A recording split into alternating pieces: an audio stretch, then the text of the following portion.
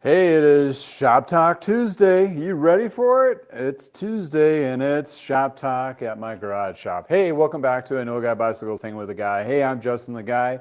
And yes, this is the garage shop, and this is a weekly podcast on Tuesdays that we cover some of the industry news, topics, and so forth. General questions that I get from from you, the audience. And hopefully this is a safe place for those who are in the cycling industry, either bike shop owners or employees, salespeople, mechanics, as well as, most importantly, the customers and those who ride bikes.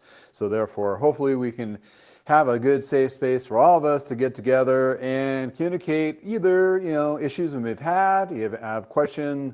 If you have questions, I do have a link within the description where you can actually populate that, and I can either address those during live podcast now or in my follow-up podcast. I do have a couple questions that are been shot to me. Shot. Anyway, thank you for joining me, and it is Tuesday, and it has been a busy week for November, which is quite great and kind of bizarre all at the same time, but here we are, state of the state. So I got myself a fresh cup of coffee and ready to just hit this. In any case, hey, thank you for hanging out with me. This is Shop Talk Tuesday.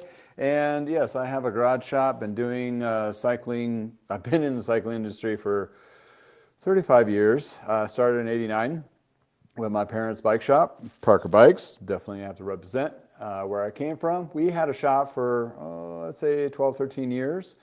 And it was a family shop, mom and pop in Parker, Colorado, very small. And then I had different experiences working at bigger shops that had multiple locations on top of that, even more.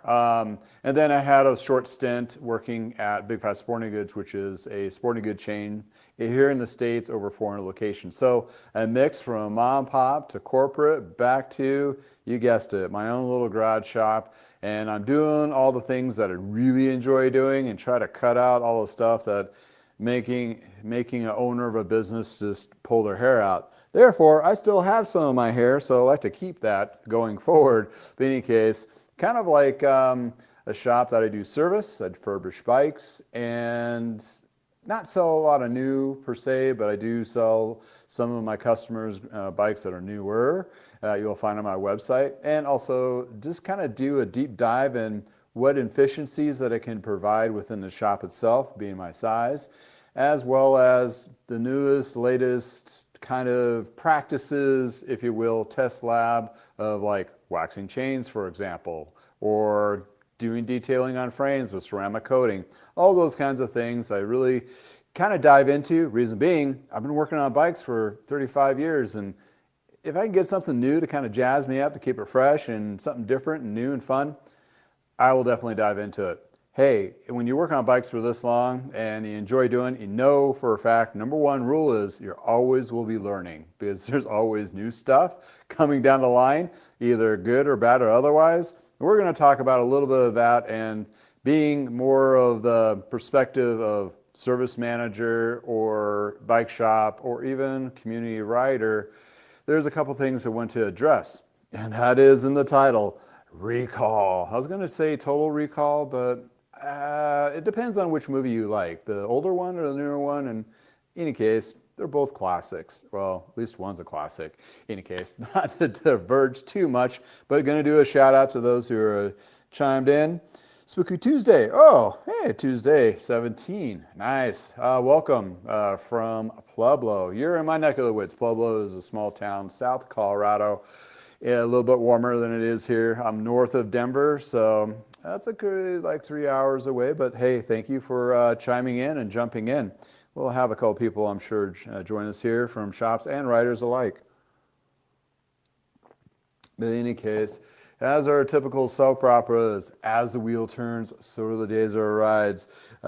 Yes, this is something that's been going on for any time, from the beginning of time of producing products and giving it to people, and then there's a retribution of, you screwed up and you're going to get sued for it. Therefore, that was the birth of the recall. I didn't look at the actual first recalls and all that, because You can Google that yourself. But in the cycle industry, it's kind of interesting. And being a part of that, being in the cycling industry for 35 years, we definitely have gone across several recalls. Some pretty huge, some seem to be pretty minor, some huge as in just volume. We're going to touch upon one of those earlier ones, and hopefully I can pull up some images on it too, do a little research on the fly, but hopefully you can see me okay, you hear me okay. If you like this kind of content, please like and subscribe, and all that good stuff that supports my channel. And talking about supporting my channel, one of my supporters. Placebo Wheel Warehouse in California has an excellent selection of wheels to choose from. They're pre-built, or also you can have them custom built up to various sizes. You can reach out to them directly if you have something unique like the 650 wheel or a different style hub. Therefore, it makes it an excellent bike wheel set company that actually provides good wheel sets without breaking the bank. You will find them being very trusted and true. They really hold up under a lot of different riding conditions and so forth. It takes the standard old school wheel building practices and puts them in a better format. But in any case, this is a wheel set you'll be really love to have. It'll perform for you for a long period of time, and the quality and the attention to detail is superb. You'll find information about this company in the description below, with also my personal coupon code. I hope you find a good wheel set where it works for you.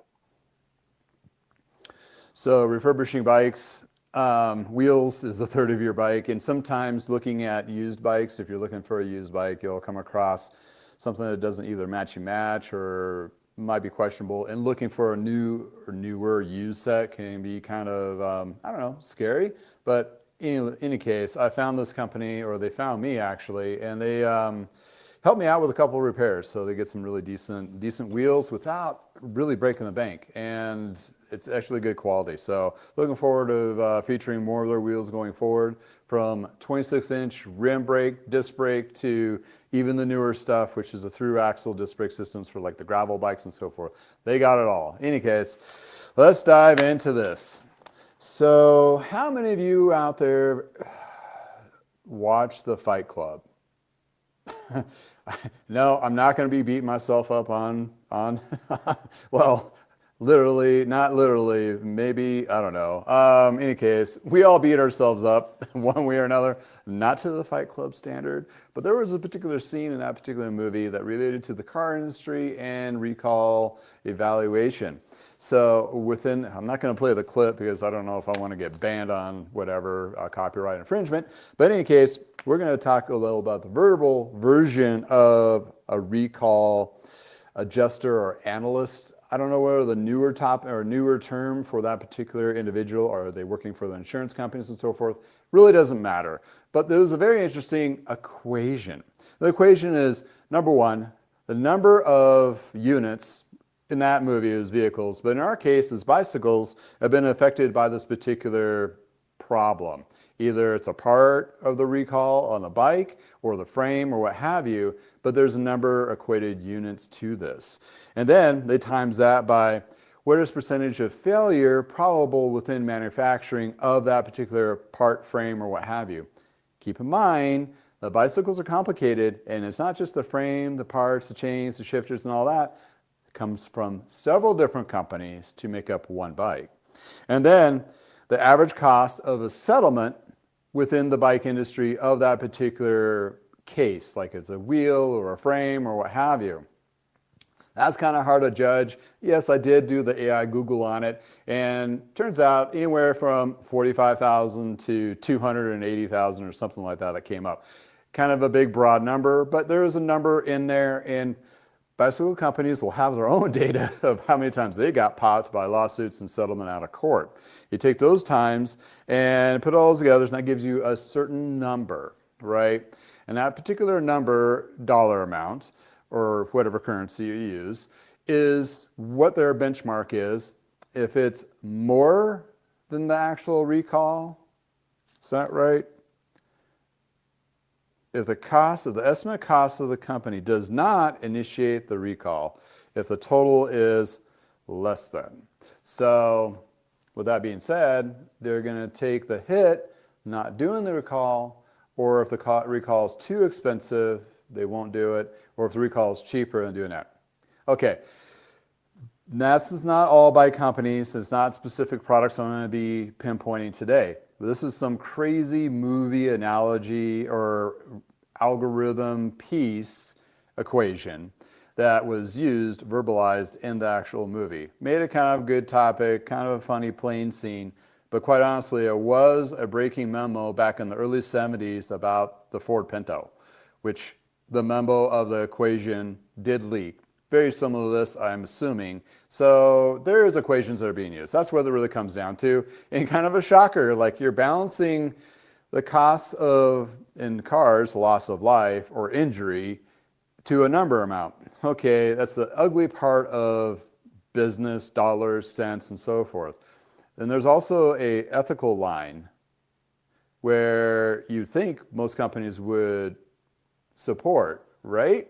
Well, in any case, that's a tricky bit, and that all depends on the company and who's running the company and how the company has behaved in the past. There's several different kind of lawsuits that are flying now, which we featured on this channel, and also in Bicycle Retailer, which you can look those up under the S company. But in any case, regardless, those are going to go through the whole litigation and what have you, maybe settle out of court or in any case.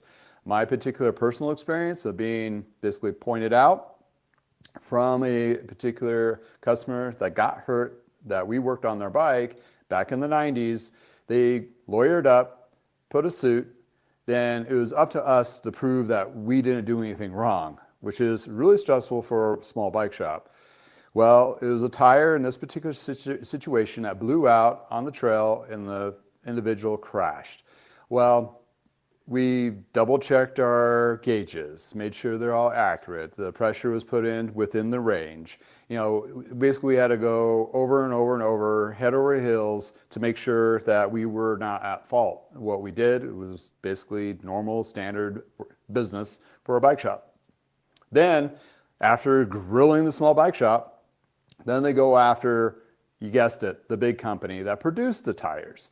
Well, they went after the company itself, and it turned out they did have a bad batch of tires that did blow out, and there was not a recall on this. Possibly a recall did follow, I believe, afterwards. I'm not sure. But in any case, it was off. Basically, it took a lot of our time and stressed us out, and is, you know, loss of business in the sense of trying to fix this. And then they settled out of court, took care of the guy's medical expenses and what have you. But in any case, that is kind of what we see as a small bike shop, and we prepare ourselves for it, and that's why we have the insurance and the business license and all that thing. You always, you know, try to do the best work possible, but things do happen. Either it's a mistake on our half or the products that we're working with. It's always a threat in a sense, or actually not a threat. It's more of just basically a cautionary tale, riders and bike mechanics alike. So we do everything we can to make sure we don't have to deal with this dumb equation. But in any case, it is there, and these companies have to deal with it.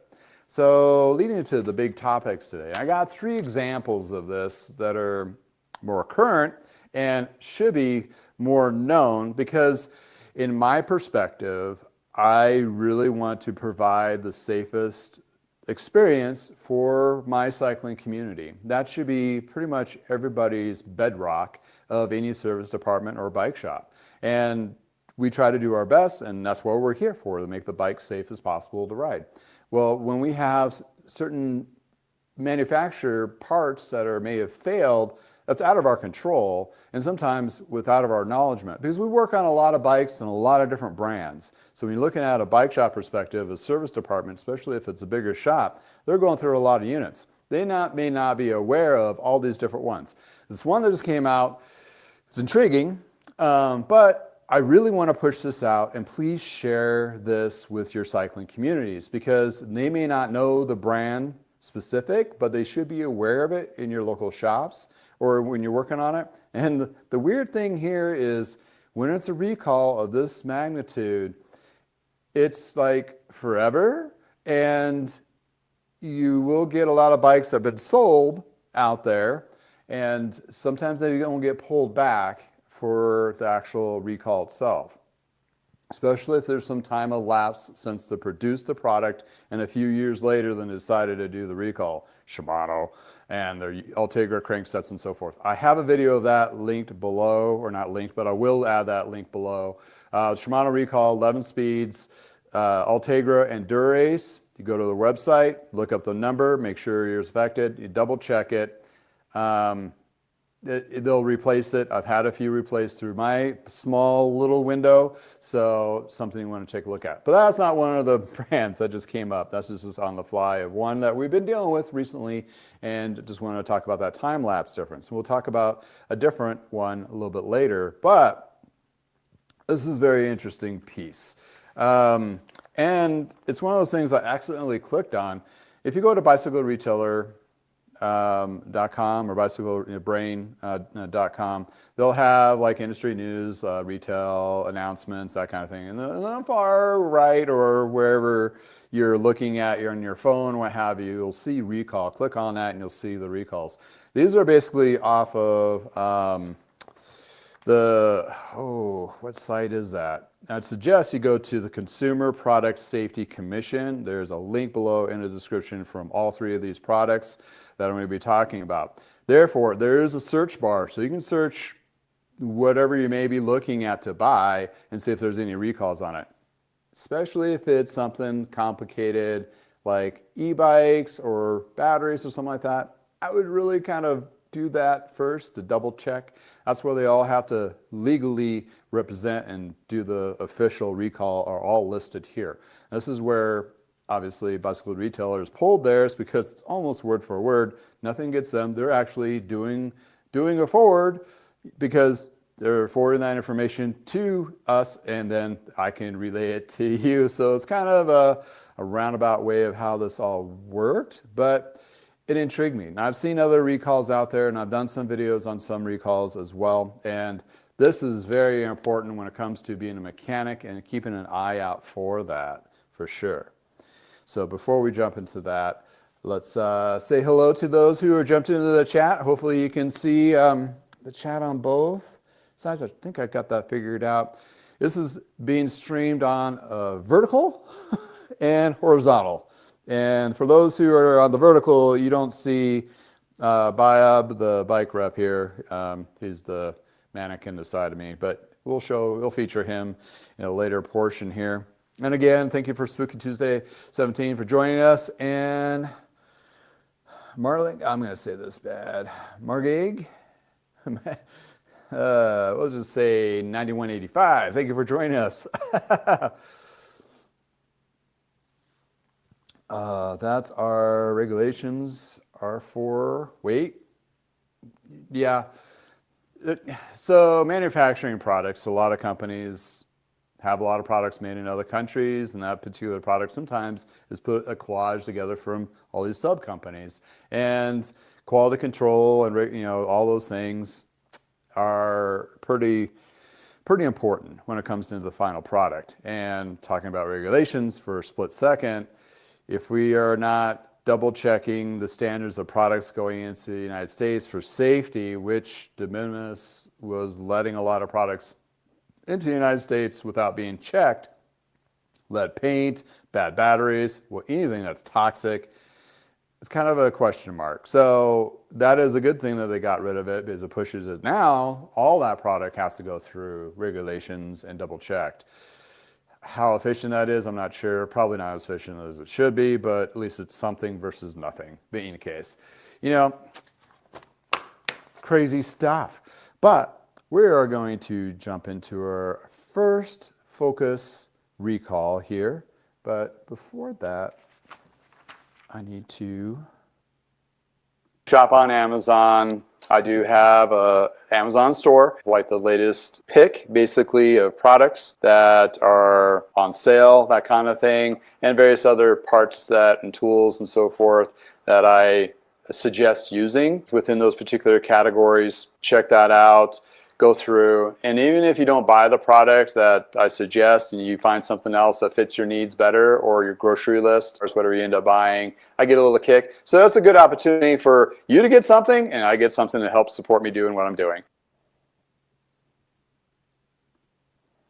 All right, thank you for staying tuned on that. Yes, yeah, every little bit helps a bike shop to help me spend time sitting here instead of working on bikes. So appreciate it. All your support. It is a community. And yes, thank you for all joining. And again, if you just joined us, this is Shop Talk Tuesday, and we're talking about recalls, and we're going to talk about a couple specific recalls that are kind of, I would say kind of quietly. I mean, and then again, there's so much going on in everything right now. It's hard to take a hot minute and focus on what's really going on your little neck of the woods. But in my neck of the woods is bicycles and bicycle news and industry, and also my community, and keep them rolling through the season and happier, healthy life. And yes, I've been doing this for a long time, and I enjoy sharing and helping my community out. And oh, thank you for 9185 coming in or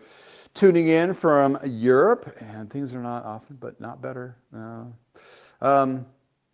Yeah, you know, you got all these different borders. That's where all the stuff goes through and gets checked. And depending on your country, might be checking for stuff, maybe not, what have you. But this is a particular corporate or product recall, and it's actually a part of a bike line, or a part of a bike line.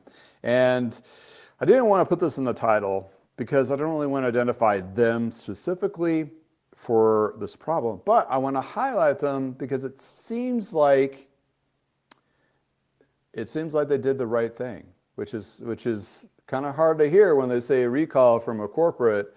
Like, they seem like they did the right thing, and that is in itself pretty amazing if they seem to be doing the right thing. So let me pull up this particular recall. Yes, it's Trek. Trek recalls bicycles with coaster brakes and replacement rear wheel due to crash hazard. Crash hazard. Coaster brakes. If you don't know what a coaster brake is usually a single speed bike, and you pedal backwards and it stops. And that's what they look like on the bike itself. It's not all coaster brakes that are recalled here, just ones that are specific to the Trek models that I'll show you here in a second that have been affected. And more recently, this recall just been announced on the 13th of November of 2025. So if you're watching this at a later date, yeah, this is when it was issued. And we are talking about the bikes that are affected, or kids' bikes. That's a pretty serious thing. When a kid's bike in recall in the same sentence, everybody should perk up, especially in the cycling industry, regardless if it's a bike from Trek or from any other brand or from a department store. Those need to be addressed. Okay, let's back up. How is a recall issued? Well, basically, they have to report it through the Consumer Product Safety Commission, right? That's here in the States. I'm sure in other countries they have a similar process, but that particular has to be filed with them with this particular information. And then the company itself is responsible to issue all those who bought the bike. So if the bike was sold to an independent bike shop, the independent bike shop sold it to a customer, that particular memo hopefully is captured within the transaction and sent that individual an email, a letter, a phone call, or something, a notification of this particular recall of the bike that they purchased. Okay, this is usually good and very effective on bikes that are still currently in the sales room floor or been sold within a short period of time recently, which is meant to be, sooner than later, right? Well, I'm going to feature another recall that's way old and nobody's remembered it, and a lot of bike shops don't even have a clue what the recall is. So this is one of those things that you need to kind of educate yourself on. If you're just opening the bike shop, you're kind of responsible to kind of look back on all the recalls and kind of even forums or whatever, which recalls are still being kind of, issued per se. The Shimano one's pretty big. A lot of people knows that because most shops carry Shimano, so somewhere they get a memo. This one's a newer one, and it affects somewhere around 60 68,000 units in the US and about 6,800 were sold in Canada. Apparently, they don't get a lot of kids' bikes in Canada because I believe they do more toboggan and hockey. Just kidding. Kidding aside, I know I have a few friends up the north. Bad joke. Maybe they just, I don't know, whatever. But let's just say that's a lot. Over 70,000 units have been identified within Trek bike line. And some of these models may have leaked out to other countries. It's not specified here. Maybe it's just isolated. Maybe these particular units were only available in the United States or Canada. But it's not just the kids' bikes. I mean, there's a couple different models, like a 12-inch, 20-inch, or 16-inch bikes. And going through this little picture rigmarole, then they have, that's what the rear wheel is. And basically the coaster brake was not stopping, which is pretty scary for your little kid, your little ankle biter going down the hill, just learning how to ride, and all of a sudden they're trying to pedal backwards and to stop, and they don't stop. The fortunate news about this, there was no reporting of any injuries or that, which is pretty amazing considering over 70,000 units were sold out in the wild, going to be used. So essentially, what most likely happened, the mechanics from Trek and Trek stores and independent bike stores and customers are going, hey, we've had enough of these non-incident failures or not working properly on these models here. I have them listed up if you want to take a peek real quick. And if you're just listening, just take a quick gander and like, okay, these are the bikes here. And 16, 12, 20-inch, mainly on two models of kids' bikes, the Precaliber, which is a play of words of the Gary Fisher caliber, Excalibur, Junior Precaliber, that's where the name came from, just to give you a little side note. And also in their Townie, is a rental? I think they're Townie single speeds. Basically the Townie one is basically their basic cruiser from Electra brand, which Trek owns. And these are the years that they were issued, which is right now. These bike models, they actually caught this within the last year, because the first two models here, the 16 Precaliber and the 20 Precaliber 24 was the model so affected. It could be more of the newer ones or just kind of roping in the older models. But this is a coaster brake hub on a kid's bike, okay? And the company, Trek, is going to take care of these, basically. They have on either here, or I should put a link in the description below. There's a serial number. You can plug in the serial number of the bike on the Trek website, and it'll give you directions what you need to do. Essentially what you need to do, if you identify this, take it to your local Trek dealer. If you don't have a Trek dealer close to you, go through them on their website. Get this. It's not safe. It's not safe. Don't let your kids ride on this. I remember back in the dumb 70s, without helmets, we would take our coaster brakes apart, take out the little wedge shims that would stop, and put it back in, and all of a sudden we would have a freewheel. And if we didn't have a handbrake, we were basically using our feet like Flintstones. So this is basically puts that into that scenario, which is not safe whatsoever. So say 2 years back, so a lot of these most likely have not hit the used market yet. In the sense that the kids outgrew them and it's gone to, so a lot of these bikes most likely are with the original owners. So this is a great capture, possible capture of these bikes being fixed and notifying the original owners, which is spectacular, especially since they've not reported any injury or any of that. So that is a good thing.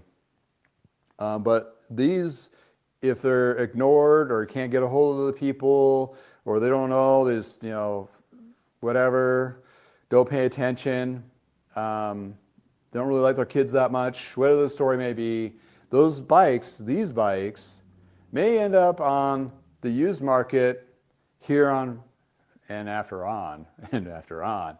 And therefore, so from years from now, we need to still keep, that's the burden of a bike shop. The mechanic's like, oh, I think that was part of the recall back in X date. Let's look it up. That's the direction. You go through this website, punch in the number, the names, or what have you. Boom. If it's there, yes. If it's not, it's not. Trek has, all these companies had several recalls. That being part of working in Trek shops for a good portion of my 35 years, they did have a kid's 24-inch wheel where the gusseting underneath the down tube close to the headset apparently was not secure enough, and the newer ones had a welded plate underneath for stability, which you'll see on a lot of bikes, especially those kids' bikes. Those were kind of easily visually identified, and it doesn't matter if you're the fourth owner of the bike or what have you, they wanted those bikes back. Apparently there was a pretty big pain point, and this goes back 15 years ago. I think it's the Trek MT24 model. Look that up. I didn't see it in here, but I didn't really look it up too much. But you can go into the search model field here within the Consumer Product Safety Commission and look for those. If you're even out of the United States, if you're not in, if you're in Europe or in Canada or what have you, you can still go to these websites and look up the recall. The recall doesn't stop at the border. I mean, the products may have, but the recall hasn't stopped. So hopefully they can acquire and get these bikes back, and basically they have replacement wheels. There goes to the costs. So we identified somewhere over 70,000 of these units have been affected.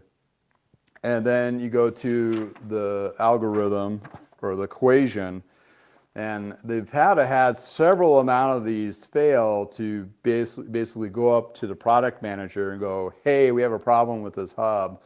X amount of them are coming back pretty quickly. What should we do?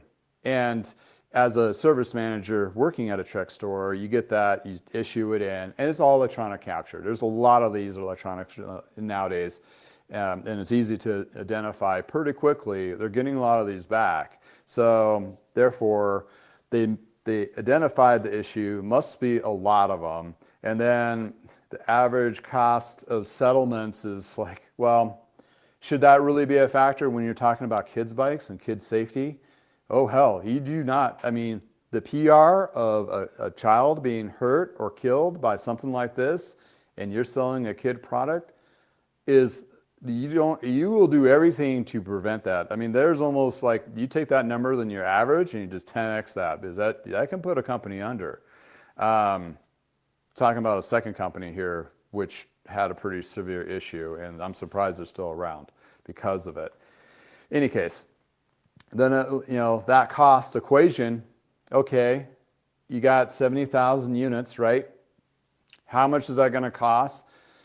Trek, well, it's still going to be a cost for them because they need to get those wheels in to the United States and Canada under the recall for replacement. There's a cost there. Is the company that made the coaster brakes going to pay for that cost? Is it going to be split?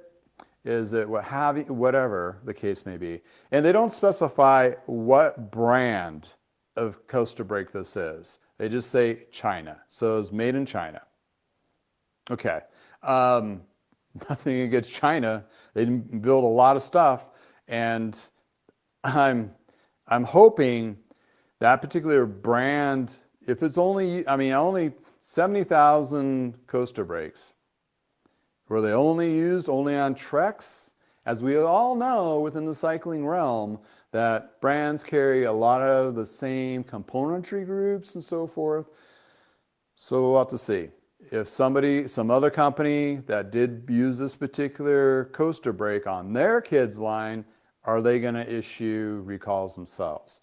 In any case, there's a cost equation of having that done, plus service techs, shipping it to the stores, all those things, because you have to, the independent bike shop is going to have to get the part and also a labor credit, which is assumed, and then the corporate stores obviously will be absorbed within the actual company itself. But 70,000 units, and that's quite a bit. I mean, it's quite a few kids bikes, and that as a bike shop, you have those on the floor, you just pull them off and switch out the wheels, and you're good to go, and you mark it, you identify it. They will calculate on the back end of how many serial numbers have been captured, and at some rate, within a year or two, they'll have actual numbers of how many they've gotten hold of and replaced, and how many have still out there in the wild. So, but good for them to identify it, which is great. Even within the same model year, which is amazing. Shimano didn't do that. And, it's one of those things where it's kids. You want them to be safe and riding, and you don't want to have them anything that'll disrupt them learning how to ride, because it's very important. And I have a small story on that, because my daughter, she took 2 years ago, getting her riding. She was riding great. She was riding around the cul-de-sac or the neighborhood and everything, the bike path and all that. And I'm riding with her, and she veered off the path because she saw somebody walking up and panicked and turned off. Well, the path had a big downward trend or hill and a little grain gutter thing that she launched off of. She got hurt. Nothing to the ER visit or anything, just some bruises and maybe a little bit of scuffage, but more scared her to death. And I haven't gotten her back on her bike till this summer. So that was a 2-year lag from her riding pretty good to now. I'm not worried about that part of development of riding, even though I've been in the cycling industry. I didn't push her. It was like when she's ready for it. But something like this can cause that or worse. And we don't want that. We want kids to be safe. We want to have the best experience possible. And it gives them the sense of freedom when they get older and all that. And even at older age, like my chronic aging right now, almost carbon dating here soon. It's, as a joke from a stand-up comedian. In any case, it's really good for your health, heart, mind, soul, if you believe in that, all those kinds of things. So I wanted to feature this specific one, Trek Recall Bicycle Coaster Brakes. It might be on other brands. It doesn't specify that. Not sure. Don't know. Hopefully, if other brands did use this particular coaster brake, they're bringing it out. The 2 brands that are affected is under the Trek umbrella. Again, recap, Electra, single speed coaster brakes made in 2026.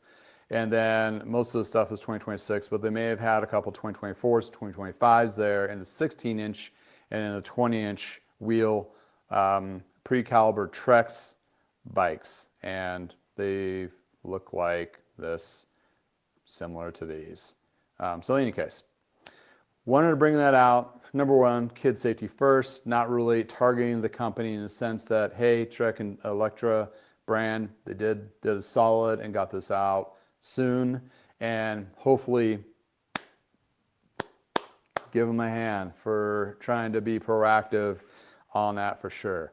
But in any case, we're going to jump into another part here and check up on the actual jibber jabber with those. All right, back in the chat channel. What we got chatting? We got some chatting. All right. Oh, Vital Bike Chains. Hey, I said your name right. I have a video with that cat launched on Sunday. So he does chain waxing.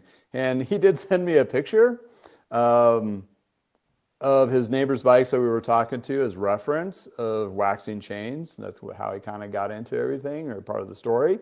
And I noticed one of those bikes could have been one of the ones affected by this recall that just came out. So it's like, hey, you might want to check with your neighbor and see if they got that taken care of. It might be one of the bikes that are there. It doesn't take a lot for somebody to take a notice and say something. And, he's actually gotten the bike a couple times and they got it replaced. So, or the rear wheel was replaced. So that's great. Oh, it was intermittent. Yeah, that's what I think the part of the recall was. But intermittent or not, you go pedal backwards, you want the thing to stop. Because if it doesn't stop, oh boy, as a parent, that's, kind of a heart attack moment there. But thanks for chiming in. They're vital, and hopefully we'll have more collaborations on chain waxing and all that kinds of stuff. But yeah, check out his site. I believe it's in the description below too. If you were looking for a high performance waxing and that kind of thing for events like triathlons and races and so forth, he's the guy. Even the guy knows the guy. So he's the guy in the chain world. I do some chains myself, but he has a lot more brands and models. I just mainly stick with the Connex brand, just kind of make my life a little simpler. Because it's a very small subset of my business. It is all his business. So in any case, small plug there for you. All right. As I queue up this next one, going to... Brought to you by Memo Bikes, where you can find bicycles that won't break the bank. Great brands like Univega and Vin Diesel, but give you a good quality, safe ride to be able to do those extended rides and get into cycling. You'll find a link below with added savings to extend that adventure starting now. Oh, that one a lot faster. Let me give it a minute. I have to pull up the next brand. Yeah, it's I saw this one earlier. Actually, I saw it under rotation in a European news outlet, and it's a company that's been hit by a few very painful recalls of late, and it's a very popular product. There's a lot of them in the United States household, super popular within COVID. It is a bike, but it's not a bike that you ride around the neighborhood.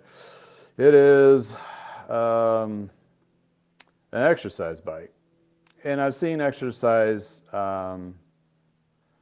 bike recalls before, but this one was a bigger brand, Peloton. And Peloton has become pretty much a household name within cycling exercise bikes realm. Pretty cool stuff, really good, platforms, keeping people engaged. A lifeline for a lot of people during COVID and what have you. But this is one of a couple of their recalls. This one's more recent, November 6th, 2025.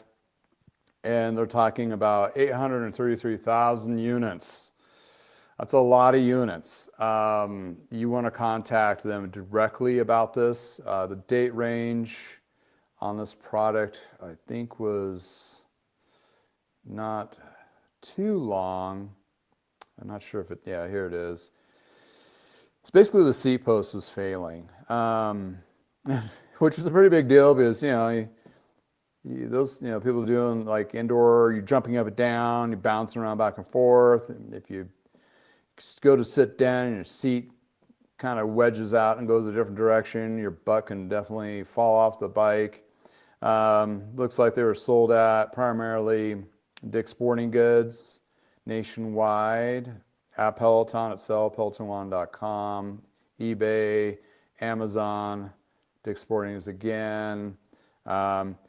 And this is from January 2020 to 2025. Okay, this is where we have one that's had a little bit of a lapse, not too much, because it's still, they maybe came across and figured it out, and the new production runs from April on have the new C-posts on it.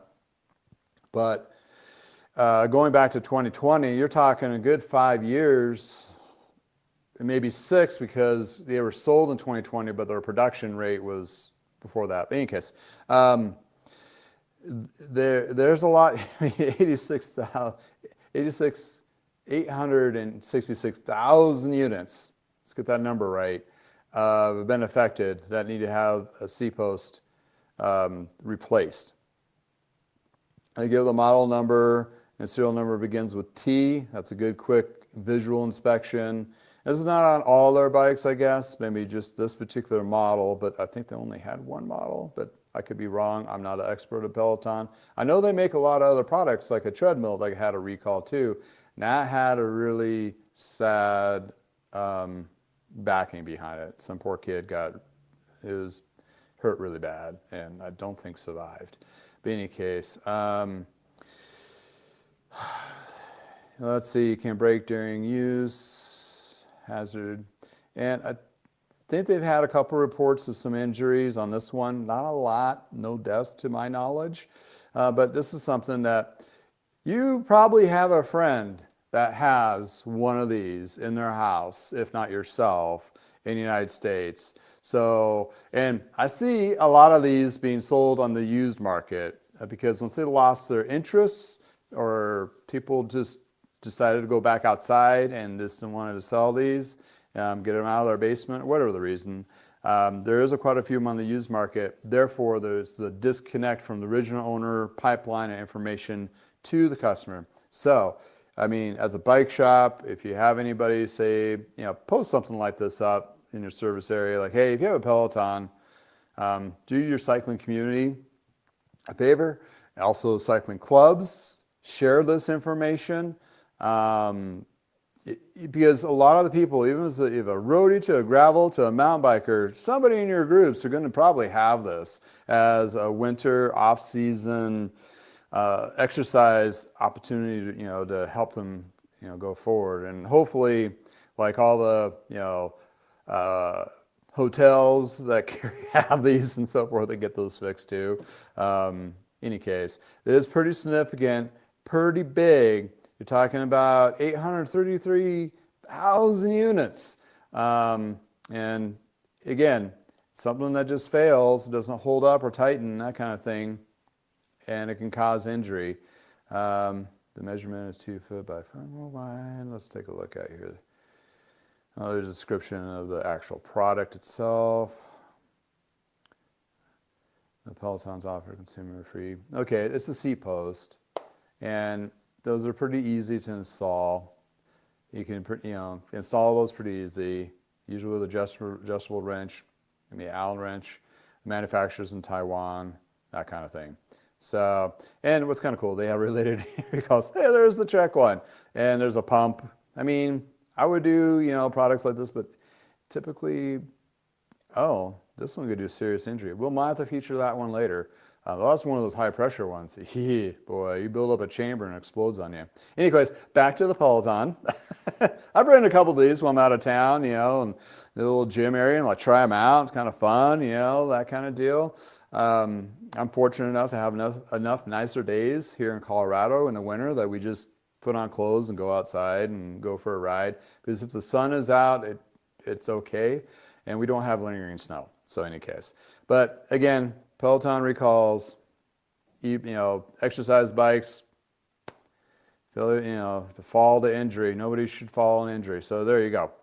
Wanted to feature that. Make sure people are aware of that one because that's quite a big units. It's a big name, and it's a pretty big, expensive piece. And hey, if you have a used one and you're selling it, and that person that bought it from you got hurt, that's not good. And if you're a shop that's selling those exercise used equipment, and you're not familiar with the recall on that, like, Play Against Sports or something like that. I mean, there's a lot of those exercise equipment companies that do sell used exercise equipment. They need to be really on point of that. And again, these particular recalls don't really care if you're the original owner or not.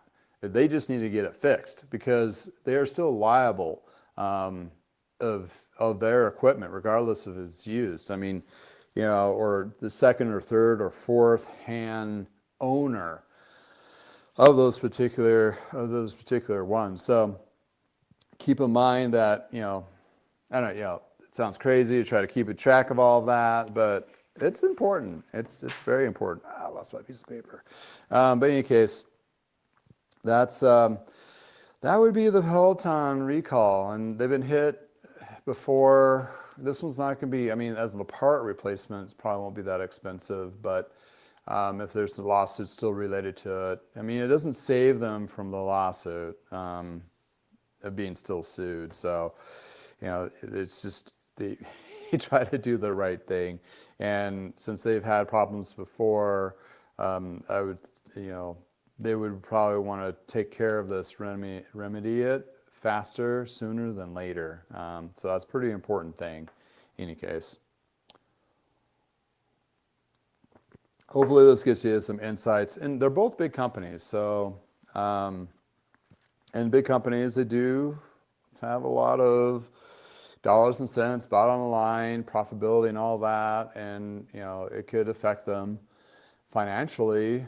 But right now, and it's hard on these companies too, as a side note, like, yeah, things are not popping right now. They're having a hard time selling stuff and getting inventory in certain countries.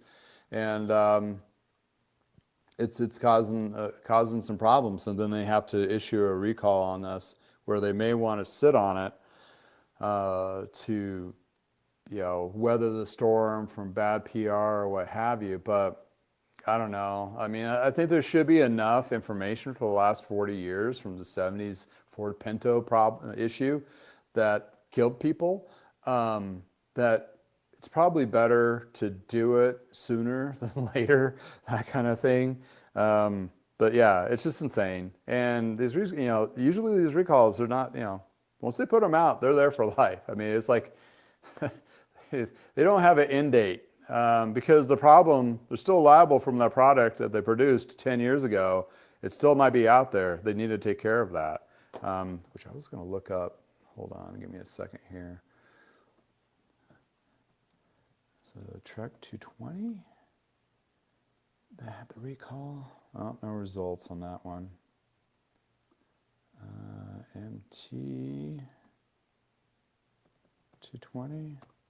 I thought that one was another kid's bike from Trek. I remember when I was a service manager. They may have eventually got all of them. That was an interesting one because the failure on that 24-inch wheel one,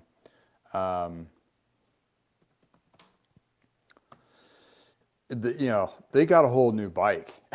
I mean, it's like the kid's bike came in, we destroyed it, they got a new model year, and Trek's like, there you go. I only see under the Trek right now is one of their Alliant Plus 7s had a recall. That's one of their e-bikes. That's all I'm really seeing from Trek currently. And I'm not sure. Some of them do fall off the radar at some point. It has to have some kind of a thing on there, like a longevity, expiration kind of deal. But, you know, crazy stuff. Crazy stuff. In any case. All right. Then we're going to jump into the third one. And this one's crazy. I need to cue it up here. But while we're doing that, I'm going to have you... Guy Bicycles, hanging with the guy. Hey, I'm Justin, the guy in the garage. I do have a garage shop, and you see most of these tools behind me. I want to do a shout out to Jensen's USA, which you'll find a link below if you're looking for some good pricing and as well tools to fit or to expand your actual shop at home. Still queuing it, still queuing it up, still queuing. Sorry, it's going to take me a second here. It took me a little bit to find it. And some of you old mechanics who are watching this, you will find this highly entertaining ish. Let's see, are they going to give me a part number I can work off of? See if I can. I want to pull up an image too. So these were in the 90s, believe it or not. Are Oh, they're not going to give me a picture of the product. I need the picture of the product. Oops. Let's see. Because, yeah, there we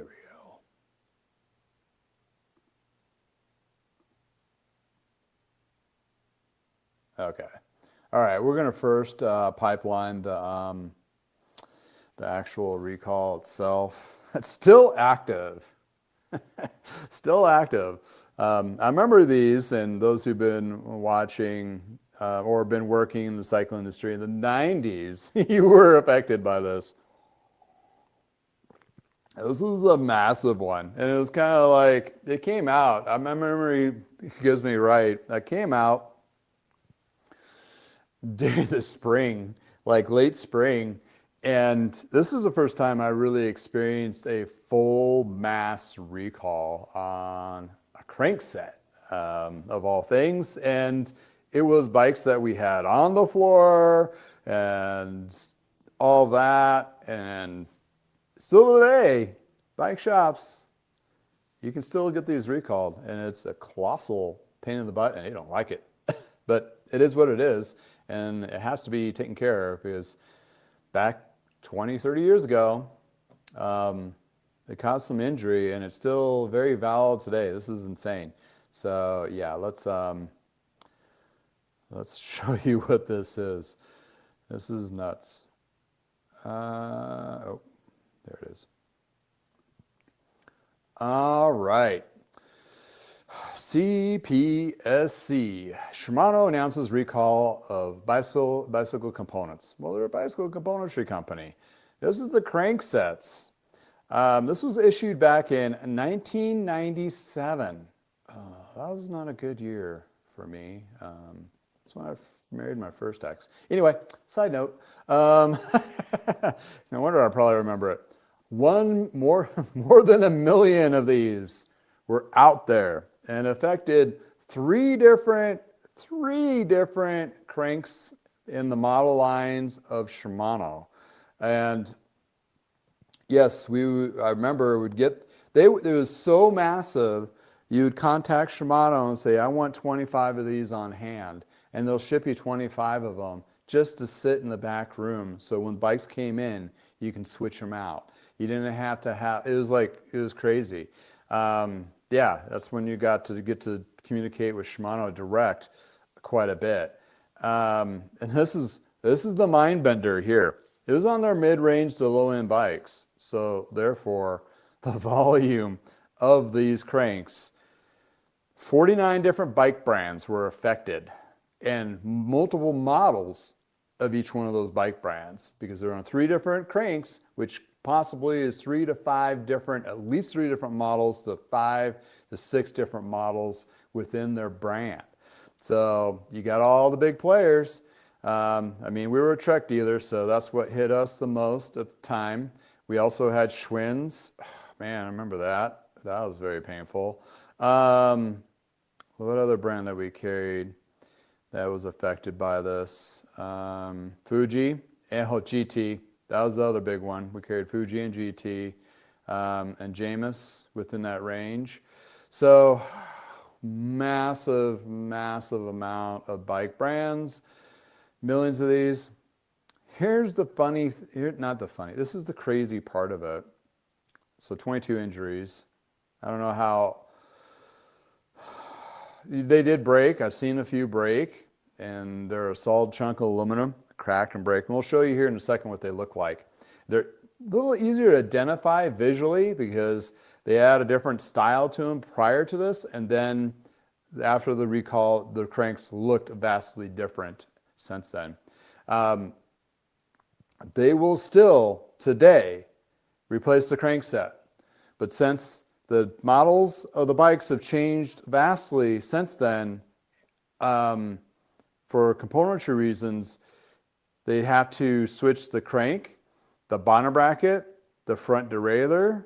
I think there was a couple other parts that had to be replaced too. So it's not just, so fast forward today, they have to do a lot more than just the cranks and replacement. And I don't think they have, I think it's a newer version of the crankset, that kind of thing. Last set I replaced was about 9 years ago, what have you. But I've heard some shops still currently will see one come through. So call Shimano. And he could be the 10th owner of the bike. Or the service, that bike comes in for service, you identify it. You don't have to be a Shimano dealer. I mean, you call them up, they'll send it to you. I'm not sure if they'll do it directly to consumer because they want to have a tech to install it. I'm not sure if they still give credit. They used to give labor credits to the shops. I mean, this thing costs them a lot. A lot. This is why one of many reasons a company, when they suffer through this and somehow survive on the back end of it, they really test their stuff and take a long time to release it because you don't want to have something like this happen again. I mean, eventually it will, but they want to cut that down to 0. Yeah, so hey, any of those shops out there that are actually watching us, chime in. If you came across one of those Shimano recalls, or even the newer one on the Ultegra and the Dura-Ace one, either give a thumbs up or a heart or whatever in the chat, or say, oh, we did, and when. If you have any other extra insights, definitely plug it in, that kind of thing. And it's, it's one of those just crazy things. And you're talking coming up on 90s, 30 years later. 30 years later, and they're still dealing with this. I mean, that department is just, they're just so tired of it and done. But I wanted to show that. And it's still even on their website. The recall's still there. It gives you the models of the cranks, which is stamped on the inside of the crank arm. That was the picture of it. And this gives you more in depth, a little more, about the same detail, same imagery being used on the website and information. So it is still being identified within Shimano's site as well. So back in 1997, whoo, that puts me back. But I wanted to show what the cranks. They didn't even show what the cranks actually look like, which I think is more important than most. I think this is it. Yeah. Okay. This is what the crank. This is your rideyourbike.com. I just basically pulled the image up. So, in any case, these are the cranks, and they were on the Alivio, Altus, and Acera. That one's worn off models, and basically they're thin chunk of aluminum, not hollow tech, square tapered, triples. So if you see any of these, come into your shop.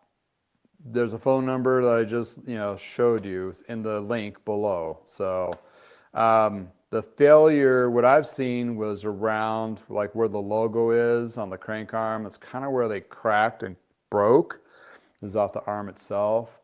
I believe it was mainly just on the drive side, that kind of thing. So,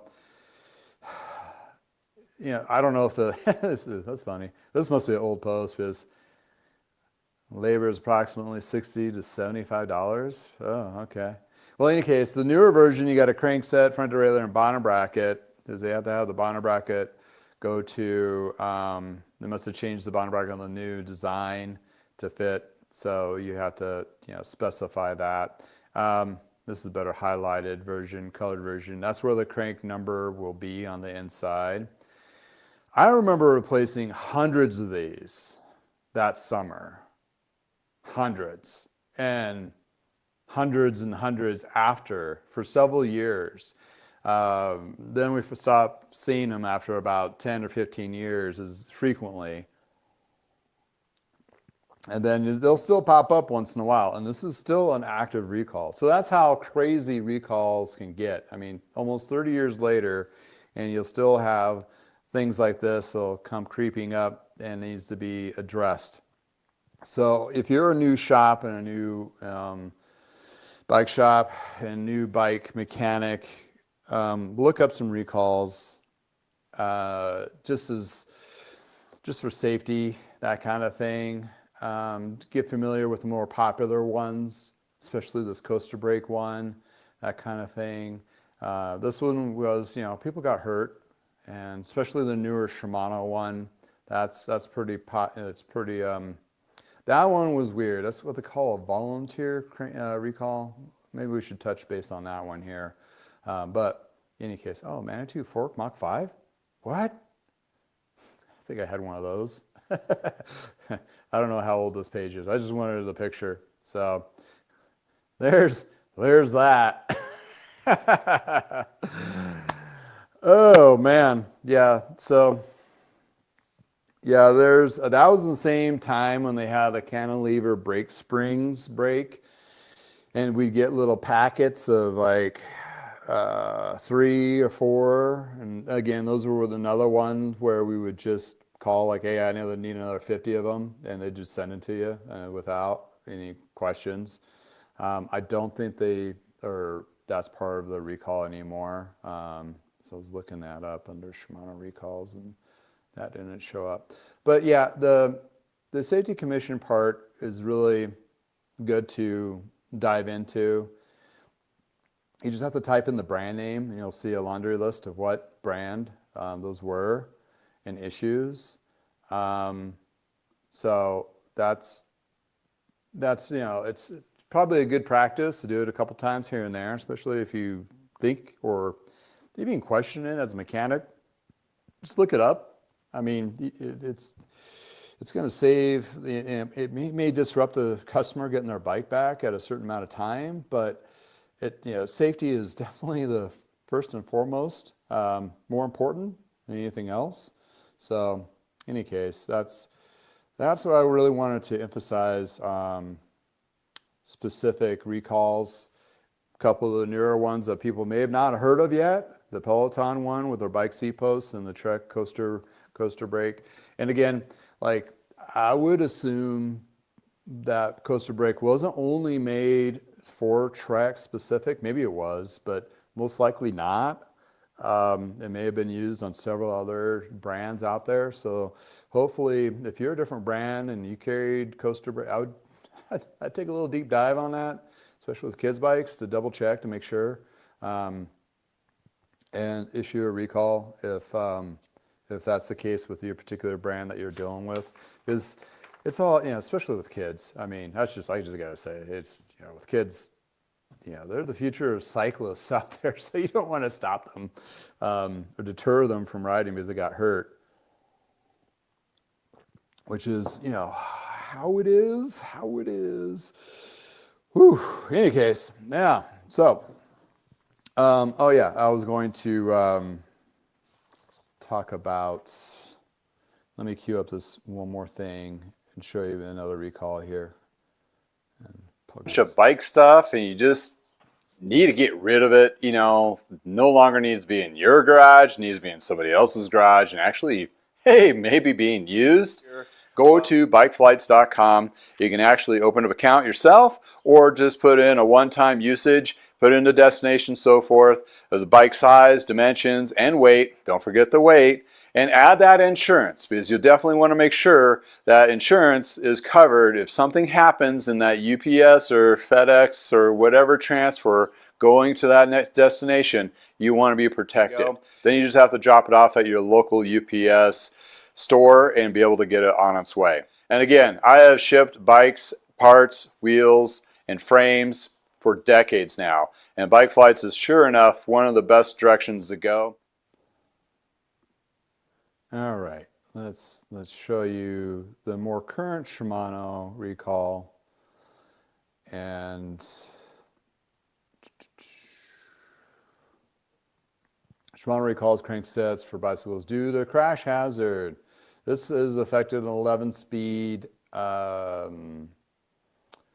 Ultegra and Dura-Ace cranks where they're delaminating around where the chain rings connect to on the drive side, and apparently the Dura-Ace non-drive side crank arms were having issues too.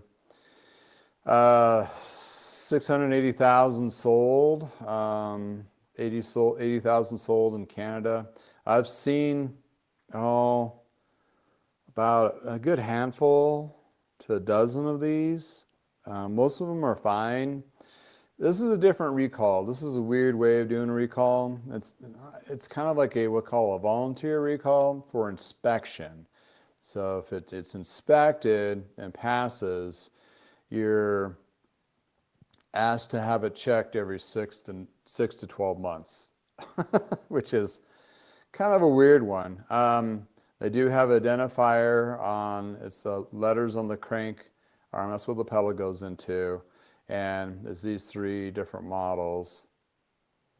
And they're pretty easy to identify visually for 11 speed. That's the Ultegra.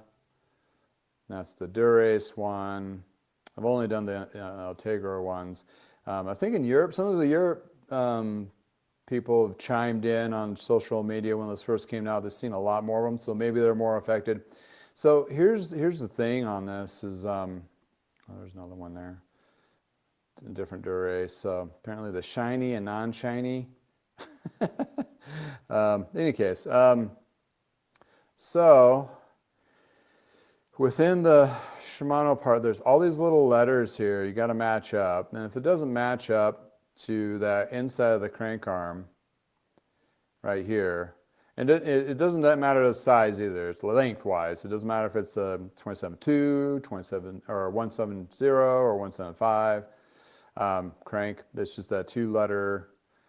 If it matches any of these, then you need to have it inspected and double checked. We take the chain rings off. We inspect the actual the glue that bonded it together, and look for any. I mean, the last one I got, that was like such a small micro crack. It didn't fail. It's just a small micro crack, and that did get recalled. And what you get recalled with is a 12-speed crankset with modified 11-speed chain rings. So you get the newer crankset and so forth. What makes this a little more painful is the recall was 2023. The production run, I don't know if it stayed on here. The production run was like 8 years. Manufactured up to 2019.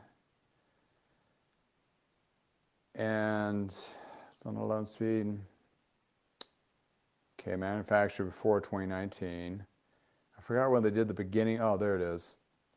Sold at January 12 to 20, like 11 years. Wow. So you had 11, is that right? Counting that right? Got to take my shoes off to count that high. So you're talking about bikes that had these upper end bikes, mindful, Ultegra and Dura-Ace cranks, 11 speed, from January through August of 2012 to 2023. And that is insane because of how many of those units, there are a lot of units over those years. And there was a, 2-year, 3-year lag time before they did the actual, after they were produced. So what that means, it makes it a little bit harder to get hold of the original owner. And sometimes those bikes get bought and sold especially since 2012. They're probably bought and sold a couple times. So the original owner is not going to know. I just had one recently on a repair. The customer bought a parts kit, a used set, offline, and I was doing a custom build up for a bike for him, and lo and behold, it was one of those cranks, and I double checked the letters on it, like, yep. So I took it down to the Shimano local Shimano dealer and had them capture the serial number. It gets identified, and then they do get a credit for checking for each time. So your labor department will get a credit for it. So that's huge. And it's also your crank, and when they delaminate, that's like your force of energy. You don't want that to be falling apart on you while you're climbing up the hill. And I don't know if there's been any reported incidences, but here's the thing. 23 is when they did the recall. What if you bought a bike in 2012 or 2014 even, and the crank falls apart on you, and it's past the 2 years, so it's like 2018, and it falls apart on you. It's past the, the bike shop would be like, well, it passes the, 2-year warranty, so unfortunately you have to buy a new crankset. I wonder how many customers had to buy replacement cranks on their own dime because of the failure, because they're not going back. They're not going back to check on any of these. Like they're not going back to say, hey, we'll give you a rebate or anything. It's all forward from this point. So, and since they have a huge laundry list of numbers and not all of them are affected, they're still trying to identify what batch probably is bad. I would say at this particular point, they'd probably have gotten pretty close to narrowing it down, or maybe it was a whole big chunk of them that was affected by this poor bonding of putting the two metals together and gluing them. Because if you take that crankset apart on the backside and you see to take the cranks chain rings off, you'll see how it's like met up, the metal meets each other, and sometimes you'll see a little bead of their bonding Bondo looking glue, and that's what the crack was. On the last one is on the glue itself as a failure or potential failure. The crank didn't seem bad at all. I just knew they had to be recalled. It wasn't brought in for a specific problem, and the customer was kind of shocked, and I was like, yeah, that one's under the recall, so it's going to be another week, 10 days before I get another crankset to be thrown on there for you. But he was happy that it was taken care of at the end of the day because it's a safety thing more than anything else, that kind of deal. So in any case, that's it's one of those things you got to watch out for when you're buying used, and especially that. I mean, those high-end used bikes, Dura-Ace and Ultegra, there's a ton of them out there, various brands, all over the world are affected by that particular recall. So you want to make sure you're in the know of it. And if you're a newer, even in the newer mechanics are probably seen those or know about the processes of it and all that. So a little bit more safety cutting that on there. But on those older ones, boy, you got to watch out. Or ones that you just may not have heard of. They're like, oh, I wonder why I was having issues with this. And then all of a sudden, like, oh, it needs to be replaced. And then again, hopefully the original owners responded to that recall notice. Like, I don't know how many recall notices I get for our vehicles on just various software upgrades or whatever, that kind of thing. And some are pretty substantial. Some are just like, I don't know why that's a thing. But, it is a burden. And, people are like, oh, I got this notice on Johnny's bike, and they forget about it. And then all of a sudden they're selling Johnny's bike at a yard sale. And, who knows? So we want to make sure we try to get all those, especially the kids ones, get all those bikes fixed, replaced. It's no cost to the consumer. So regardless if you're the original owner or not. So it's definitely something you want to make sure that you're doing and make sure it's safe. Especially if you're selling a used bike, especially if you're a mechanic working on a bike or fixing a flat and you're going, wait a second, is this one? Punch it in, see if it got replaced, that kind of thing. My question is, and I had a customer, or not a customer, I had one of your community peeps who were like, what's the brand of that coaster brake? And I'm like, I don't know. They pixeled it out. So if you're in the truck world or how to replace one of the, share the name. At least, and maybe that can be identified. I don't know why they'd block out the name of it. I mean, I don't know. It's weird. It's just, they're more taking the hit as a truck and Electra than not. I don't know. Just strange stuff. Any case, and yes, there was a question. There's always questions. So we're going to, since I got a little time here, and somebody reached out, they had questions. And Specialized, 2000 Specialized, 2006 Specialized Roubaix Elite. Okay, let me see if I can find that. So they had questions about modifications of cranksets and so forth. So I get like these questions, and sometimes they're pretty lengthy questions, right? And you're like, my goodness, really? That's pretty intense. And instead of making a laundry list email, it's almost better if I just include it into the video and just explain what we're looking at here. Okay, I got to pull up the title and pull up the model. This is one of the bikes I sold and made a video of too. So I just need to look it up. Because there's, I don't have that good a memory.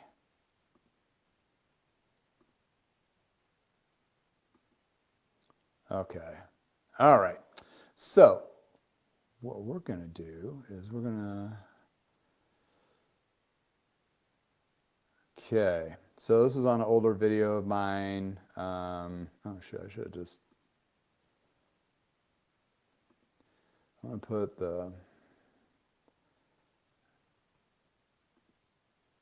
video that I saw in the chat so you guys can watch it at a later date, a later time after this stream.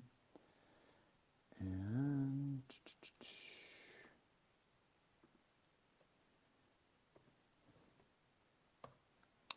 there's that. That's the actual video he is referencing. And it's with regards. I'm going to read this out. Thanks for sharing the first phase of the build. Timely as I'm looking at picking up the same model for about $400 and wondering what I might run into. Frame inspection, critical, but this was well made of a product carbon at the time. Correct? Question mark. What about the small bits they used on the seat stay? And I believe the fork. Anything to watch out for? Lastly, the crank is integrated part of the chain rings, and it's 172.5. I use a 165. How can I find parts to replace this?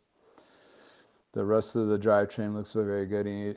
Any ideas? Welcome. Thanks for the video. So, all right. I'm going to show the post that I put on Facebook. That's the easiest way to show the where is it? This guy. Okay. So this is the bike back in the day. And this is where Specialized was layering carbon, which they're doing the same practices today. It has the Zertz inserts, like the little rubber bits. I think that's what it was referenced to. Quite honestly, talking to an engineer that used to work at a competitor that took one of these frames and tested it with the inserts in and out, it had no effect, apparently, according to this study or tests of the frame performance. So did it take up the vibration or not, what they claimed? Possibly not. Does the frame, does it work with or without them in there?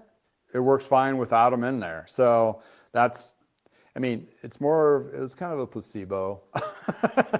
So the little rubber things that are like in the seat stay, the seat post, and the fork, those are not too. What I found, they get discolored because they're a plastic rubber. If you take like carb cleaner on a rag or a brake cleaner on a rag and clean them off, they can clean them up to be polished a little bit better. That's what I did on this particular bike to make it a little more cleaner looking. And that's part of my detailing process. And once I do that, then, polish that. When I sold this, it was more of the height of it. So it was more of a $700 bike. But then again, my full tune-up on there, that kind of thing. I don't think Specialized had any issues with, these frames cracking or any of that nature.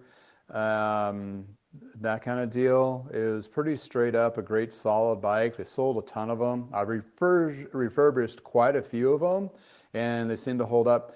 Only thing that I would say that's kind of funky about it is the paint. The paint, it seems to me how the bike was built. They had that carbon weave that you can see here, and I detailed it in the picture here because I had to correct the paint. You'll see that carbon weave. And then it looks to me that the whole frame was a carbon weave. And then they painted on top of that. Not sure why, super thick. And what that did though, is you had two kind of, it's not like a primer connecting to, it's like a clear coat being painted on top of a clear coat, where it is, every time the frame would get popped or like something would hit it, like, a light tap or something, it would bubble, like it'd break away from the carbon weave painted clear coat and bubble, as you can see here, where you can flake it back. Structurally, it's just fine, but it doesn't look pretty. So I cleaned up the edges and detailed it and, that kind of thing. But that's the only flaw I saw with the actual paint per se of the frame. Other than that, the bike was fine. Usually these came with 105 or Ultegra componentry. It is a full carbon frame and fork. And this one was a medium. They weigh around like 20 bucks, something like that. Or 20 bucks. Weigh around about 20 pounds, that kind of thing. All right, so address the little inserts, the Z inserts, frame inspection, anything that sticks out on those, that's really about it. The headsets are pretty standard. The wheels are okay. The crank they did use on some of these were not a Shimano crank. They were a FSA crank. And the chain ring bolt pattern on these is 130, if I remember correctly, for the triple and the double. You can get the shorter crank set, and it just has to be like a Holotech 2 design copy or what have you. But if you're switching out the crank arms to a shorter crank arm, this is a great side note. The cranks, bonnet brackets are specific to the crank, not to the bike frame. Well, you got to measure it, of course. This is a 68 millimeter shell. External bearings on this one, or you can put a internal cartridge like the old Holotech version. But this is like the through hollow crank set that goes through, is like a two-piece versus the bonnet bracket, whatever. The bearings are external on these, which supposedly gives you better leverage, more energy transfer, what have you. Long story short, if you get the new crankset, a shorter crankset on this, what you'll need to do is get a crankset that matches that 165 crankset that you're buying. And make sure the chain rings, if you're not, it doesn't come with chain rings. If you want to use these chain rings that are currently on the bike, it's a 130, and I forget what the smaller one, but it will match to the pattern of that one. So you can get them. I'm not sure what companies are out there. It most likely won't be a Shimano.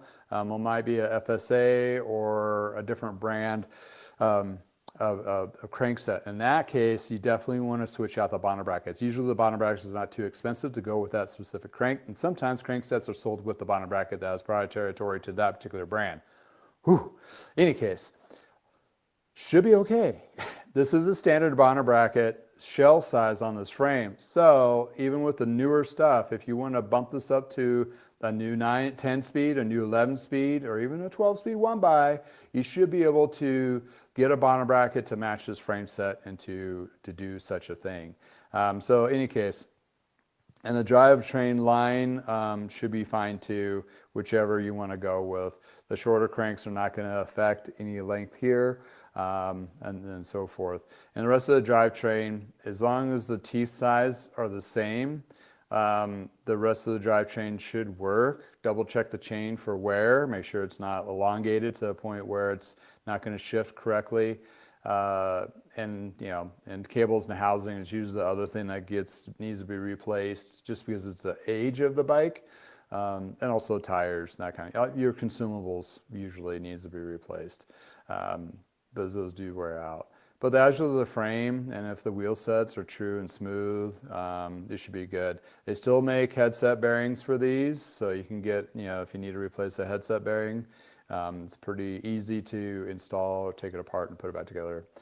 It's a cartridge system, so that aids for that. So hopefully, I'm going to look over at the question again and make sure. Looks like I hit everything on the head on the question there. So hopefully that makes it clear as mud, if that makes sense. So any case. But yeah, that's like one of those things where it's a great question, but it's very lengthy, especially when you're looking at used bikes. And those, they sold a ton of them, and they're still around, quite a few of them. I've seen several of them in my market around 350 to 400, where this individual's found one for 400. And if it's in decent condition, put maybe 100, 150 bucks, 200 bucks of parts into it and fitting bits, and it'll be a great bike for you to ride. It's one of those that it would hold up for you.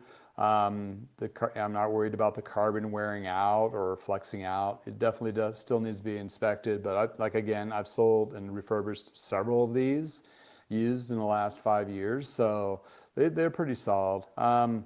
It just the question would be, make sure that the paint's cleaned up, and the crankset part, if you wanted to switch it over to Shimano. The reason why they had a FSA crankset on there is because they just wanted to cut costs, make it a little cheaper. That was pretty common back then, and still today sometimes. But the rest of the 9-speed drivetrain, that particular one I think had 105 with Ultegra mix. They liked doing that. So you would have Ultegra shifters and rear derailleur, but you'll have like 105 brakes and front derailleur or knockoff no name brakes. And then the crankset would be a FSA. It's just all like, because they're thinking volume here. Like, where can we cut the corners on this to make it a little cheaper, not really affecting the ride, and still have a sell-through rate of the product? So yeah, will it cost them that much more? Not much, but when you're talking about thousands and thousands being built and they can save 50 bucks off of each one, they're going to do it. That's how they are. Unless they're, and they've been doing that since like the 90s or even the 80s. Mix match all these parts, like a, whatever, bad joke.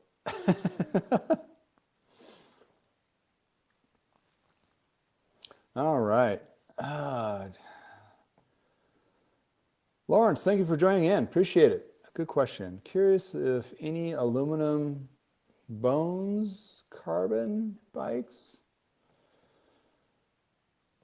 have recalls. Raleigh Technium Trek. I think I had a Schwinn with a carbon yoke rear triangle. Not to my knowledge, there's a full recall of the carbon debonding from the aluminum. I've seen it happen, but there wasn't enough of those, like older Treks, like the 3.2 main carbon with aluminum lugs. We were bonding them together in Waterloo, early 90s, mid 90s. I think I only seen one or two where the carbon tube just broke free from the aluminum lug, but I think, that's a good one. I wonder,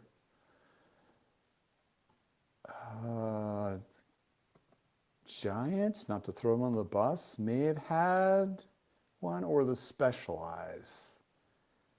And I'm talking about the main tubes, like the 3 to 7 tube carbons before they did the full frames back in the day. I might have to be a little more of a specific. Giant bike. And when you're talking about frame and forks, when you buy a new bike, you do get a warranty for the original owner. And sometimes componentry, it's 1 or 2 years. Not pulling up anything. On frame and forks, some companies are limited lifetime warranty, and limited means original owner is part of it. And that does not carry over to the second owner or third owner for the warranty part of it. Recall is a different story. So if they did recall a frame, then they'd send you a new frame. Depending on the company too and what their issues have been, case in point, there was a customer of mine that had a titanium Le Mans frame. He bought used, had it for a while though. It cracked around the down tube shifter mounts where the cables would stop. And, scared the hell out of him when it cracked on him because he almost crashed, or he did crash, but he was okay. He took it into the truck dealer because Le Mans made the trucks at that particular time. And they issued a crash replacement credit. That's kind of another way they work things. They give you a credit. So they took the frame. He got a credit to buy a new bike. And that's actually the bike that I featured the wheels on earlier in that ad promo for Bicycle Wheel Warehouse. Yeah, it was he bought a Monda carbon, full carbon. That frame, he looked like it had some surface cracks around the bottom bracket of the newer carbon.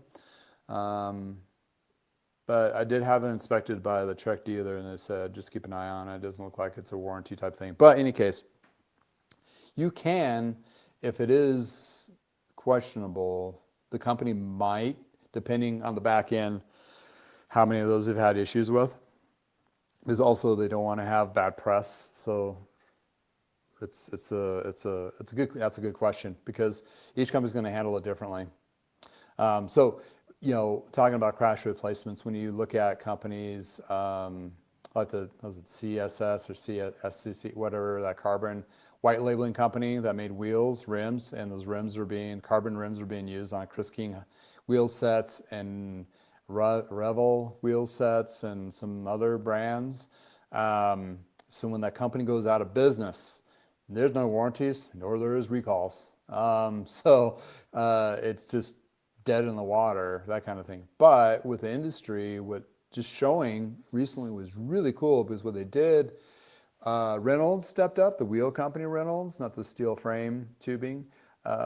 They stepped up, and we'll take care of the crash replacements and warranties on that, as well as I think Roval decided to do that with their bikes. Like, hey, if you do, those wheels come in, they're bad, we'll get you a different brand or whatever. I think Chris King stepped up too, did the same thing.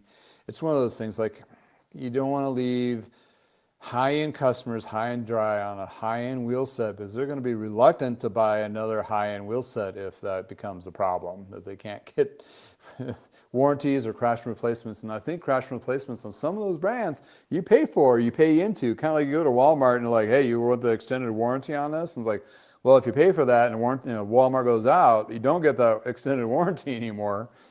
So, I mean, okay, a bad analogy, but you get what I drift. Is like, it's situations where, if it's an old trend, and also another factor on that too, like brands get purchased, like Nuke Proof in Europe as Vital. Those particular brands, the parent company crashed and burned. And the names were sold due to the bankruptcy. The new company at bottom flat out said there is no warranties or recalls or anything on old product. Only from here on out, when we own it, that we're going to take care of that. So a company can go that direction too. So, for example, occasions, you mentioned Schwinn and also Raleigh. They've been bought and sold like half a dozen times. So if that new company does not want to take on the burden of old recalls from 20 years ago, they don't have to, I don't think, unless it's part of the arrangement of the purchase of the name or the acquisition of the name, but most likely not. So you can give it a try, but they won't support the recall on that or the warranty. If you're, for some reason, the original owner of that Schwinn Paramount that fell apart, not saying they ever fell apart, but just, they did have a couple funky ones. Schwinn, before Schwinn went under the first time, when Eddie Schwinn was at the helm, the last year, I think they were making bikes out of Hungary, something like that. Nothing against Hungary, but that batch of bikes were so poorly built, it's like, it was pretty bad. So, yeah, like those particular era pieces, you're not going to get, recalls or warranty. But some of the, more niche brands may carry some of the warranties or recalls, especially if they were purchased outright, like Waterford is one. They were doing, I don't think they've had any recalls. Waterford is a subset of what Schwinn Paramount back in the 90s. They were making them in Waterford, Wisconsin, something like that. And then part of the Schwinn, or part of the people that worked at Schwinn, broke off that company during that first initial crash in the 90s. And then Waterford was his own frame maker, builder, small niche for decades. And about 2 years ago, I think now, you can look it up in a bicycle retailer, that they just, we're done, shutting it. And the name of the brand got purchased by an outfit down in Durango, which builds frames. And also, Steiner in California, a white label frame, steel frame and titanium and aluminum frame builder in the States, in California, is making some of the frames for them. So yeah, it's kind of like shell game with these companies, duration. Out of the list that you said, Trek is the only one that's still same ownership company over all these decades. So, John Burke, Dick Burke was the original. He opened the first Trek, store and frame building back in the 70s, 1977. So it's been within the family for all this time, almost 4 decades now. 5 decades? Almost 5 decades. So yeah, that's a good stint. Showing at the beginning the Trek recall and the coaster brakes, how they're handling it and trying to be ahead of it, which is awesome, because mistakes are going to happen. Parts you buy from these other companies, sometimes the quality control is just not there, or what have you. You get a bad batch, bad casting, something. It's out of, it's partially out of your control. I mean, it's so much that these companies can do to vet the sub companies and companies below that. I mean, for example, those coaster brakes, we're saying you got a bike, right? You got the kid's bike, and that particular part is the coaster brake. The coaster brake hub was built in China. Okay, that coaster brake has about 30 little pieces in it. Well, not that many, probably about 15 or 10. Each one of those pieces could have been custom-made from somewhere else. Like somebody makes the shell of the hub. Somebody else makes the bearings. Somebody else makes the axles. Somebody else makes the cones. Sometimes it's the same, sometimes they're not. The bridge piece that goes to the actual crank arm, or actually what they call that, goes to the chainstay, the brake itself, clamp. The bolts of the clamp could be made. So with that specific part itself, could have 5 to 6 other little companies making up that one hub. Which one of those failed? Possibly. So, I mean, is it all made in one spot? Casted aluminum, steel, mixed materials and all that? I don't know. So, and then that hub gets put into a machine. Somebody makes rims, somebody makes spokes, those spokes at the wheel, somebody makes the rim tape or the rubber strips, somebody else makes the tires and tubes, and then you got the wheel. Not just the wheel. Sounds like I'm going on and on, but it does go on and on and on and on. It's just like, it's insane. Then you have so many different layers of this onion of what that bike is made. So when you have a recall, identify a recall, I mean, hopefully Trek is going to get, they're going to get reimbursed of some level, but it's still, it's bad for the branding. That has to offset the cost there. Then you have the paid labor of getting all that parts taken care of and fixed on the bikes, and the labor to issue the recall and all that. It's a pretty big thing. It's not just something that's just in and out pretty easily. But in any case, awesome. So great engagement. Thanks for the chat on that. Thanks for reaching out. Hopefully you guys are enjoying the vertical stream as well as the horizontal, that kind of thing. I wanted to bring up a point about that one person's question about old school crankset changes, that kind of thing. Just double check any stuff going on here.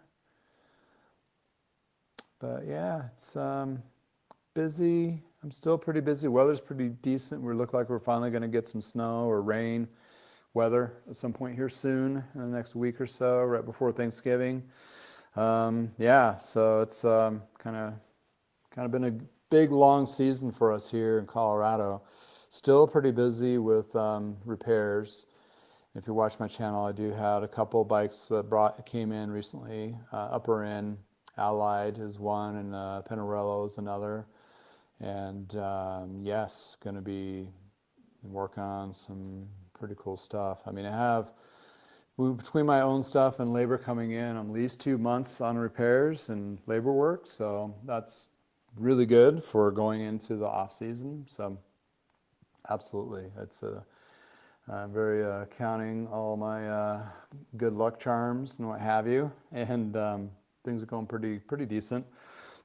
Gangbusters, no, but good enough to keep going and doing what I'm passionate about doing. And that's what really cycling is about, because you're most likely never going to make $1 billion or $1 million. I mean, to make $1 million in the bike industry, you got to start off with 2. So that's the old phrase. Still is true today. And in any case, it's really not about that at all. It's mostly about supporting your community and helping them navigate. So that being said, we're going into, you guessed it, Black Friday coming up. There are some sales I've seen so far that try to beat this, people purchasing anything. And I've mentioned, I think last week, is if you're buying anything or thinking about something specific as an inventory wise, you might want to get it, not hoping to see if it goes on even further sale, if it's not on sale already. But if you're going to be the lounging, does anybody go out and do Black Friday anymore? I really go ride and eat turkey and watch football. But in any case, there's going to be sales. I think the cyber sales are going to be stronger than the in-store sales this year, because people are just really watching their wallets regardless, and all the disruptions we've been suffering here in the States, and it has rolled over globally. So I think there will be sales. They'll be on the more of the lower volume, lower dollar amounts. I've already seen indicators of that going into the fall here. And it's just, the point is, there's going to be a head where you got inventory and you got demand, and inventory is going to be tapered because of everything that's been going on. Demand's been lower, but at some point we're going to get a pop in demand, and inventory is still going to be in a downtrend, which takes a while to come back up to that. So how companies have been behaving or trying to anticipate, you'll still get your bread and butter stuff, chains, cables, bar tape, grips. May not be the flavor of the color or the style that you want, but it'll still be there. But the specific bikes, I saw that checkout. I finally got my reimbursement money from somebody, government maybe, or whatever. I'm going to go buy this new bike. It's not going to be there. I mean, they built so many of them. They only have so many in the States, and they're not going to bring too many in until maybe the following season. And it's going to be really hard pulling teeth and nails to try to get it to be shipped to you unless they have it at their primary warehouse, for example. So that being said, that is like a $6,000 to $10,000 bike. But the service is there. We're here for you to keep your current rides, maybe new to you rides, steady steeds going. The inventory on used bikes are just ballooning up, and the prices are dropping down because people are just trying to get rid of them out of the garage, and there's not much of a demand. Therefore, there's great deals to be had. So yeah, you may not be able to get the new and greatest thing, but you might like, hey, maybe that Panarello, I've been looking at those. Maybe I'll get an older one of those and just ride just to see if it's something I like, something like that. In any case, so there's bikes. Fortunately for the United States, we're a consumer society. We've been buying bikes by mass quantities for the last 4 decades. So that being said, there's sure enough inventory in the used market to carry a lot of bike shops, as well as the current demand or elevated demand, if it does go back up through the next season or two, until things kind of level off and straighten out, where bike manufacturers can be a little more comfortable making consistent orders to be built bikes to raise with the demand and cost. I know it's a lot of business jibber jabber, but right now it's been so much disruption. Everybody's just like hands in the air, don't know what to do, don't know what to, how do we forecast? We just order the stuff, and to be stuff that means made that we know that we'll have a good chance to sell through in our current hot minute right now. But going forward, who knows? That's why you're seeing bike shops doing really well with service and really well with used bikes and parts. And also e-bikes is still pretty popular, but that's becoming a little more narrowed and focused because some companies have dropped off or having really big troubles because of their battery issues or motor issues, or it's no longer that much of a demand. The rebates are trimming back in different states, all those things. It's going to flatten out at some point. I mean, completely flat? No, I don't think so, but there's going to be a demand. But it's going to be more of a premium demand. I want like something that has warranties and replaceable parts for batteries and motors. The public that's purchasing is getting a little more educated, and also the limitation or the de minimis being taken away. Those $800 less e-bikes are no longer coming in the States because they're not passing the regulations, nor they did. But they still are here, so they need to be weeded out. But in any case, yeah, it's just crazy. But I'm just very fortunate. I'm counting like all my positive juju. Like, this is great. I'm doing fine. I got great customers. They're bringing in bikes for me to work on.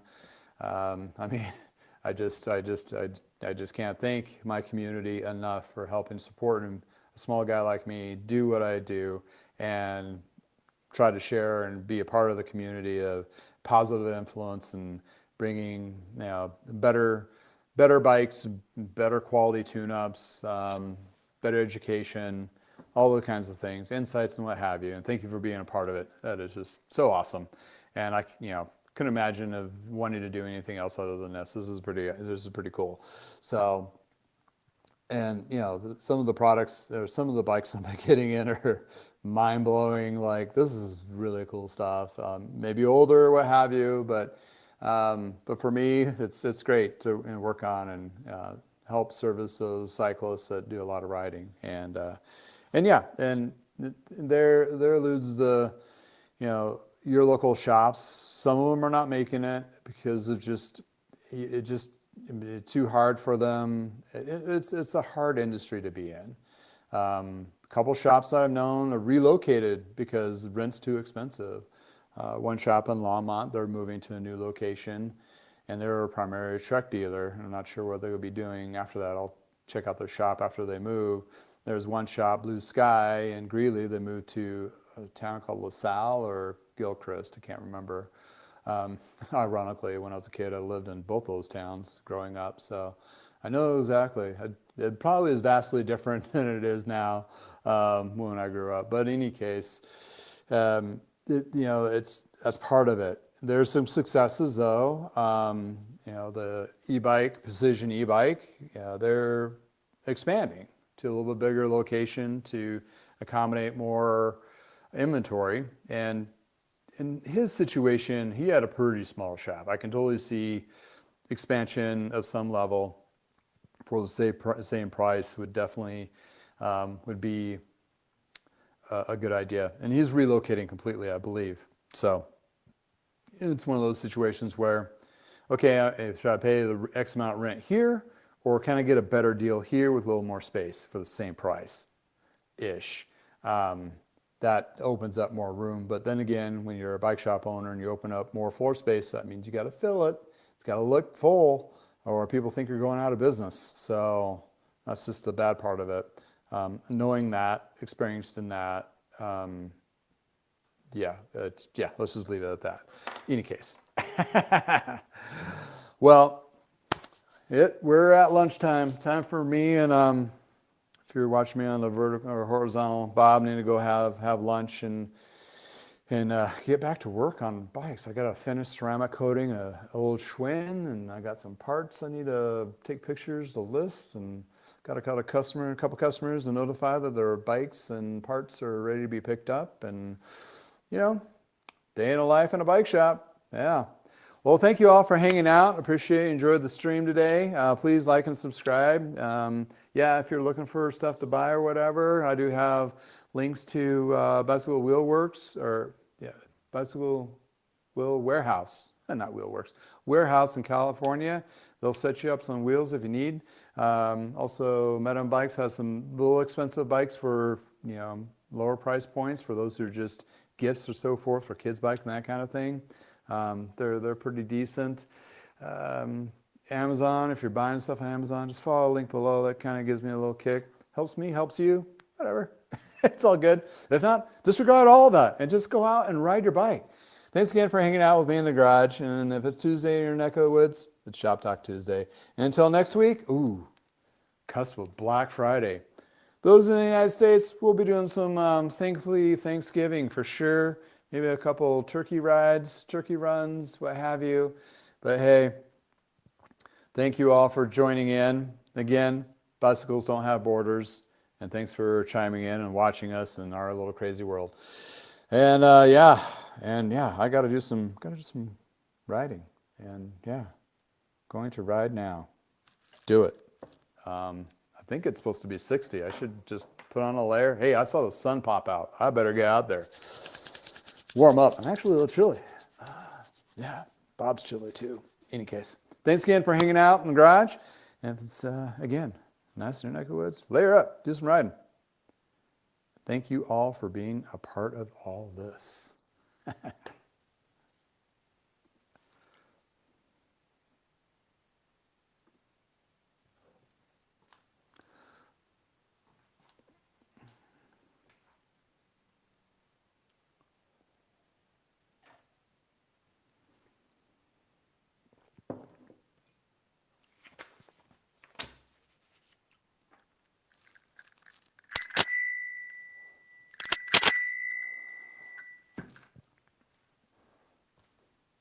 Oh, on your left. Oh, wait. Gonna leave. Oh.